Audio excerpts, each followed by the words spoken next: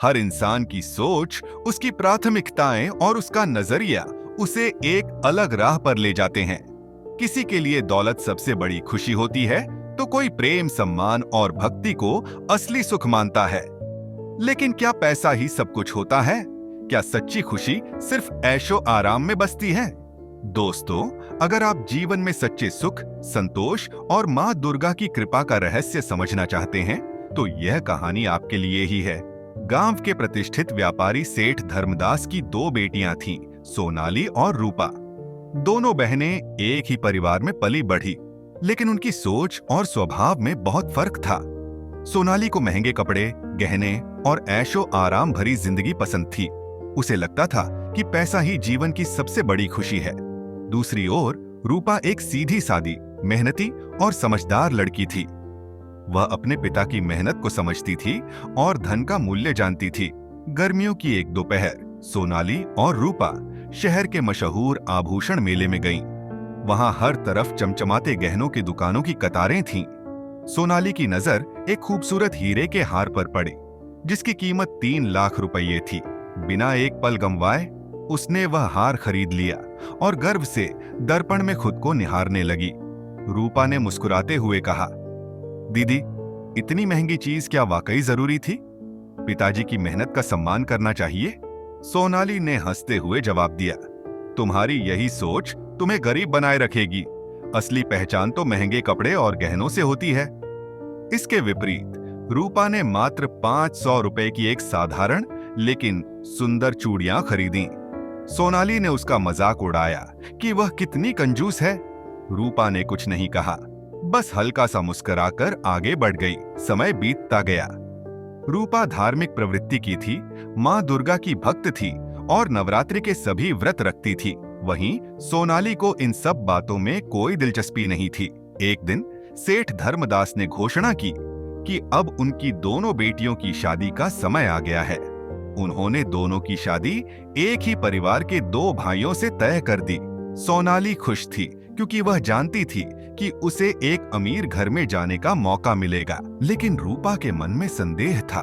उसने अपने पिता से कहा कि वह अभी और पढ़ाई करना चाहती है, लेकिन उसकी बात को गंभीरता से नहीं लिया गया। जब रूपा ने शादी से इनकार किया तो सेठ जी नाराज हो गए।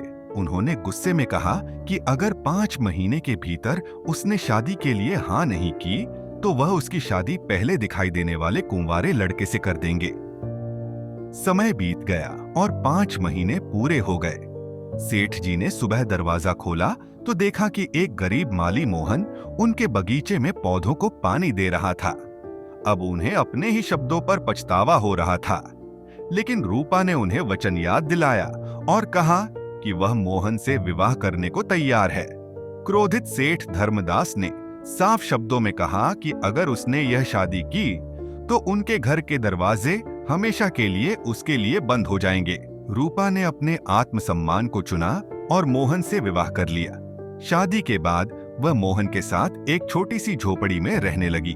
उसने अपने नए जीवन को पूरी सच्चाई और मेहनत से स्वीकार किया। मोहन भले ही गरीब था, लेकिन मेहनती और ईमानदार था। धीरे धीरे उनके छोटे से बगीचे से अच्छी आमदनी होने लगी और रूपा की सूझबूझ से वे एक खुशहाल जीवन बिताने लगे। कुछ दिनों बाद रूपा सब्जी लेने बाजार गई, जहां उसकी मुलाकात सोनाली से हुई। सोनाली अब भी अपने ऐशो आराम में डूबी हुई थी। उसने रूपा को देखकर अहंकार से कहा कि वह अपने पति को उसके बगीचे में काम करने भेज दे। जब रूपा ने यह सुनकर साफ इनकार कर दिया तो सोनाली ने उसे पैसे का लालच देने की कोशिश की, लेकिन रूपा ने गर्व से जवाब दिया कि यह पैसे की नहीं बल्कि आत्मसम्मान की बात है। नवरात्रि का समय आया।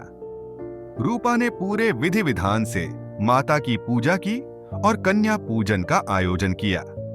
उसने अपने माता पिता को भी आमंत्रित किया, लेकिन सेठ जी ने गुस्से में कह दिया कि वे किसी नौकर की झोपड़ी में नहीं जाएंगे।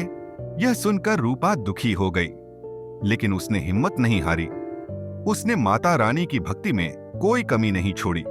दूसरी ओर सोनाली ने भी अपने आलीशान घर में नवरात्रि का आयोजन किया, लेकिन जब उसने हवन करवाया तो कुछ अजीब घटनाएं होने लगीं।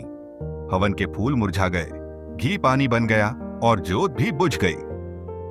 यह देखकर सोनाली और उसके परिवार के लोग घबरा गए। पंडित जी ने बताया कि यह माता रानी की नाराजगी का संकेत है। उन्होंने कहा कि जब तक इंसान के मन में घमंड और दूसरों का अपमान करने की भावना रहेगी, तब तक ईश्वर की कृपा प्राप्त नहीं होगी। सेठ धर्मदास को अब समझ में आ गया कि जब से उन्होंने अपनी बेटी रूपा का अनादर किया था, तब से उनके व्यापार में घाटा हो रहा था और घर में अशांति बढ़ गई थी। सोनाली को भी एहसास हुआ कि उसने अपनी बहन का हमेशा अपमान किया और धन को ही जीवन का आधार समझा। लेकिन असली खुशी और शांति भक्ति, प्रेम और सम्मान में होती है। अगले दिन सोनाली और सेठ धर्मदास रूपा के घर पहुंचे।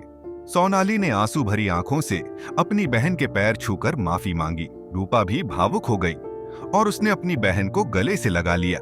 सेठ जी ने भी अपने व्यवहार पर पछतावा किया और रूपा से कहा कि वह अपने घर वापस आ सकती है। लेकिन रूपा ने विनम्रता से कहा कि अब यही उसका घर है और वह यहीं खुश है। परिवार फिर से एक हो गया, लेकिन इस बार सच्चे प्रेम और सम्मान के साथ।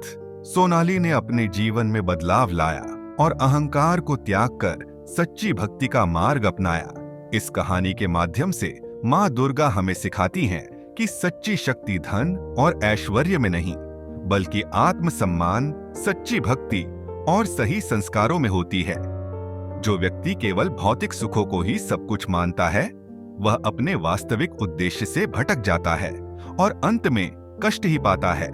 माँ दुर्गा की कृपा उन्हीं पर होती है जो सच्चे मन से परिश्रम करते हैं, अहंकार से दूर रहते हैं और अपनी आत्मा की शुद्धता बनाए रखते हैं। सच्ची भक्ति वही होती है जो निस्वार्थ प्रेम और श्रद्धा से की जाए। जय माता दी। अगर आपको ये जिंदगी के सबक अच्छे लगे तो इसे और लोगों तक पहुंचने में अपना योगदान दे। तो दोस्तों, फिर मिलते हैं ऐसे ही अच्छी और जिंदगी के अगले सबक के साथ। धन्यवाद। शुक्रिया।